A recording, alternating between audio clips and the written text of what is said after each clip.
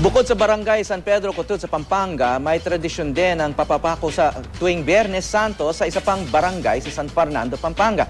Tinatawag na tira bakal ang tila mas bayolenteng pagsasudula ng pagpapahirap kay Kristo sa barangay San Jose.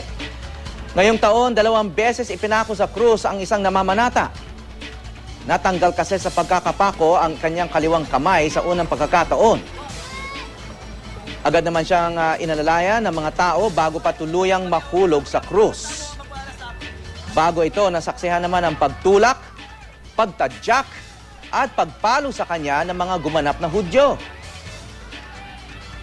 Ilang residente naman ang nababahala at tumututol dahil sa pagiging bayolente umano ng tradisyon sa barangay San Jose.